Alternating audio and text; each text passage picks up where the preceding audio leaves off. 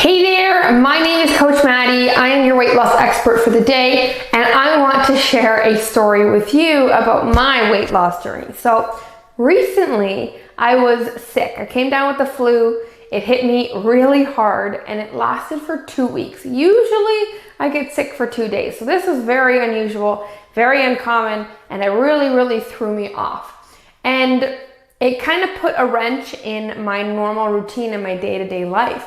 I got the fever, I got the body aches, but I also lost my voice pretty much completely.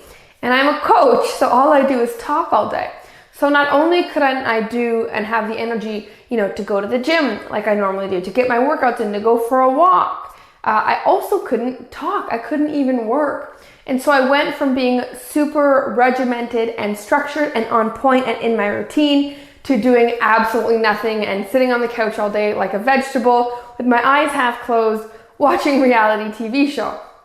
And so it was a complete 180 for what my life was used to. I was sleeping in instead of waking up early and tackling the day. It was really tough, and I'm still recovering. My voice is still kind of hoarse. So what I realized, and I want to share this with you because for somebody, I've lost 80 pounds on my journey already. And even for me, a big routine shift is still really tough. And I want to kind of share 2 things that I realized throughout these 2 weeks in hopes to prepare you for when kind of, a sickness hits or life hits where it throws you off, because that's when we're most likely to put our weight loss on hold, to give up on our health, to say, this is too busy right now. I'll start my weight loss after X, Y, and Z, right? So first thing I noticed about being sick and having to rest was within like 2-3 days of being off my routine, my mental health plummeted, right? So what that meant was I started to feel useless, more negative self-talk started to seep in, and it was really insane to me how quickly you forget about all the progress you made. I've lost 80 pounds. I've created weight loss programs so amazing, and I've helped thousands of women lose weight too. But in those first 3 days, I totally forgot all about my progress, and all I was focusing on, all my mind would wander to naturally, was how far away I am from my goal, how far I have left, how useless I'm being, how lazy I'm being. Why is it so hard? Why can't I be there? This is too much. Like almost instantly, as soon as I got off my routine and was forced to not be able to do the things that I used to love to do, I forgot about my progress. And I'm sure you can relate to this. When something doesn't go as planned, it's only a matter of time until that negative mindset seeps back in, that old you, those old habits. It's like they were always waiting. It's like they were literally kind of hiding behind a corner saying, ha, now we're back, right? Waiting for one moment, waiting for you to slip up. And that's how I truly felt. In the moment, dealing with this decline in mental health, it felt like my new rock bottom, right? It felt like I was kind of hitting a new rock bottom.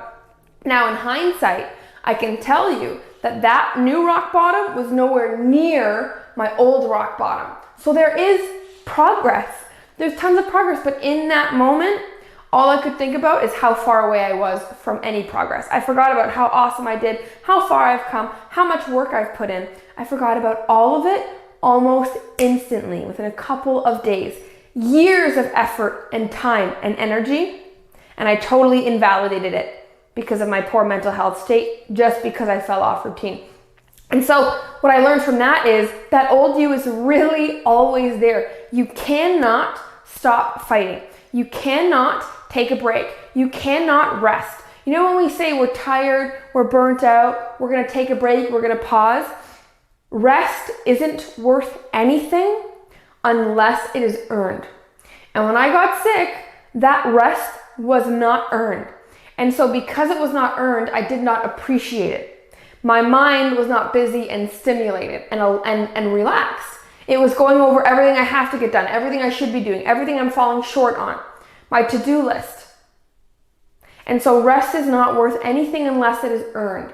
That's why, when you have like a lazy day someday, let's say you have a lazy day on a Saturday where you're just, you should be doing chores, you should be doing homework, you should be doing X, Y, and Z, but you don't. And then when you're sitting there being lazy, what's running through your head? You're feeling guilty for not doing anything. You're feeling anxious because you still have to get all of this stuff done. You haven't earned your rest, meaning you haven't got what needs to get done. You haven't accomplished anything. You haven't made yourself proud or moved your life forward. You don't deserve to rest. And it's not because I'm here to tell you resting is bad. It's because you subconsciously will not enjoy your rest, and it won't be real rest. So you will have wasted your rest time. Because when we do nothing, when we know we should be doing something, we get anxious. Our mind isn't stimulated, and when our mind isn't stimulated, all the bad thoughts can rush back in because that's what we're good at. That's what we practiced for years, so it's just automatic. And so I really realized that, I have to value rest. I have to strategically only rest when I've accomplished something and deserve a rest and need a rest, because only then can I actually enjoy a rest and get rejuvenated from a rest, because I can be present in that rest. A lot of the time, the women that I deal with, when they take rests, it's not because they need it, it's because they're not disciplined enough. They can't be consistent enough. Maybe their laziness is winning, where they just want to not do something. They just want to not deal with life for a little bit, for an hour, for a day, and they put things on hold. But then they don't actually recalibrate during that rest because their mind was going. Their mind wasn't blank, their body wasn't blank. It was just, and for me, my mind wasn't blank. It was because I didn't earn this rest, now we're going to fill with negative thoughts. Whereas in the past, when I had a great Saturday, super busy Saturday, got everything done that I was supposed to get done on Saturday and Sunday, when Sunday rolls around, I can enjoy my rest. I don't think about everything I have to get done. I don't question or feel guilty for sitting down and doing nothing. And so that's something I really realized, and I hope you can kind of understand that as well. Rest isn't worth anything unless you've earned it. So if you feel like giving up, if you feel like taking a break, let me ask you, did you earn it, or are you just missing that spark to keep going?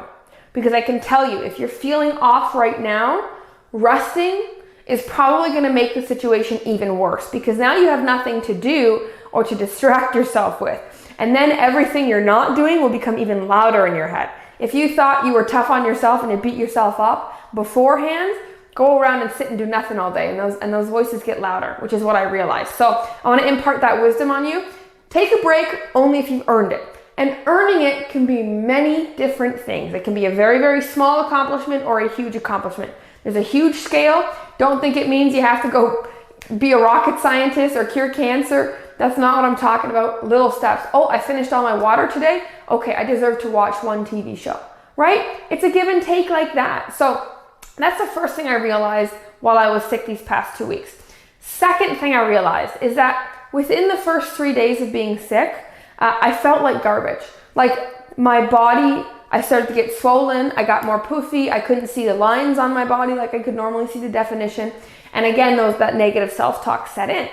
And it was astonishing to me. Now that I'm kind of out of it, it's been about 3 days since I've been fully back on track. Now that I'm out of that hole, it's crazy to me how quickly you can get into that hole. And I'm sure you know this, right? It just takes one slip up for you to say, screw it, I'll start next Monday. One slip up for you to say, screw it, why am I even trying? I put in so much effort, nothing's showing for it, what's the point? Right? It takes so little to make us flip that switch and say, oh, nope, hands in the air, I'm done. Because we're trying so hard and we're not seeing results. And on the contrary of that, let me tell you, just as fast as that first switch flipped to giving up, not trying, waiting, putting on a break, it can switch in the opposite direction. It took me 3 days to completely spiral, and guess what? It took me 3 days to feel just like my old self was 2 weeks ago. That's it. 3 days. So if you're in this negative downward spiral, if you feel like it's pointless, you can't get out, let me tell you, you are one small good decision away from getting that good feeling back. Really and truly. It comes back so fast. Just because your goal may seem really far away doesn't mean that we can't get momentum back or a little bit motivation now. Just because you failed, just because you're not seeing results, it doesn't mean you can't re-spark your motivation strategically. right? You don't have to reach your goal tomorrow to feel like meal prepping, to feel like going for a walk, to feel like eating the apple instead of the chocolate bar, right? You don't have to have already reached your goal to make those decisions. But what you do need to do is realize that you're missing momentum. And I was missing momentum, right? It was 2 weeks, 14 days of, I felt like I was a sloth. I felt like completely useless, like I was doing nothing. And it really got to my head because I was so productive and regimented before. And I just completely fell off. And so as quickly as I fell off and as negatively as I started to feel about myself, the thought of, okay, I felt these negative feelings before. I know they always pass. And I know that as soon as I can go and get some better decisions in, I know that that negative feeling will not be so intense. And then I can handle it. And then once it's not been so intense, then it will actually start to switch to a good feeling. And I'll feel productive and accomplished and motivated and have my momentum back to make bigger, healthy decisions. What I think a lot of people get wrong is they try to go back right away to their 100%, to that perfect routine and regimen, right? That's not what I did, right? I would wake up, before I got sick, I'd wake up at like 5, 6 a.m. I'd go to the gym. I'd come home and work for 5 hours. I'd have my meetings, X, Y, and Z, right? I was super structured every hour of the day. Now I'm sleeping in a little bit still because I need my rest. And I'm going to the gym at a little bit later time. And I'm not working out as hard as the gym. And even sometimes I'm just doing the treadmill and walking. I'm not even lifting weights or doing intense cardio. And I'm sitting in the sauna, right? So it's not the fact that it's not necessarily what you do that gets you back on track. It's the intent behind why you've chosen to do what you're doing, right? So it's choose something super small that is small enough that if you say you're going to do it, you can actually do it, not just say it because it sounds good and you want to do it. And then when it comes time to do it, you talk yourself out of it. If that's the case, go even lower. So pick something that you can commit to get the momentum back. And then it is about doing little decisions as frequently as possible. It's not about doing one big decision, right? Because if I went and I felt better and I went and did a 3-hour workout at the gym, my body would be wrecked. I'd be so sore. I might even make myself sick again, and then I'd be out another week. So it was pointless. Even though I worked really hard, it was pointless. Whereas if I got a 10-minute walk-in on Monday, 10-minute walk-in on Tuesday, 20-minute on Wednesday, 30-minute on Thursday, my momentum is going. I'm, tangibly, quantifiably proving to myself that there are improvements because I can keep track.